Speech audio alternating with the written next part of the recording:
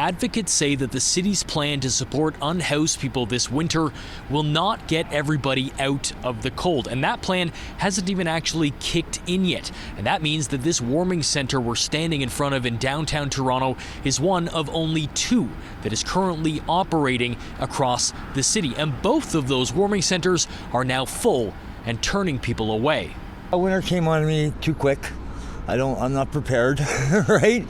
So yeah, this place is a godsend. Like, if it wasn't for this, I'd be in rough shape right now, And I think the city should step up to the plate and open a lot more of them.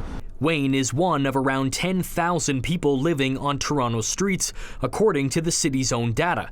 Like many, he wasn't ready for the fall blast of winter weather, but advocates say the city wasn't either. We have 1,400 encampments in the city, and we have plenty of people who live on the sidewalk and otherwise live outdoors. The warming center spaces that are open right now are absolutely not going to meet that need. We're talking less than 100 spaces. The mayor is defending Toronto's response. She says they have the capacity to serve more vulnerable people and is urging residents to call 311 if they see someone outside who needs help. We have over 1,000 more shelter spaces opening. We have more street-to-homes people to bring people from the subways and from streetcars into our shelters. We have space. But not right now. The city's annual winter supports for people experiencing homelessness don't actually start until Saturday.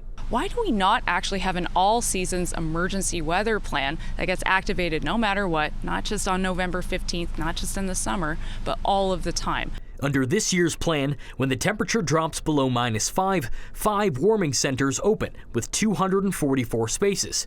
Then, when the temperature plunges to -15, the city will open 2 more facilities for another 175 people. Very similar to the plan last winter. The numbers are almost identical. I think we have 1 more warming center this winter.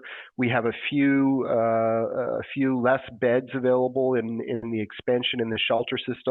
But advocates say last year's plan left people outside in the cold, and there's potentially going to be even more stress on the system as more people like Wayne look to the city for help. Last year I didn't use it at all, and I stayed out all winter, and it was bad. I had some pretty rough days there. There are new efforts to get some of Toronto's most vulnerable off the streets, though, and not just into shelter spaces.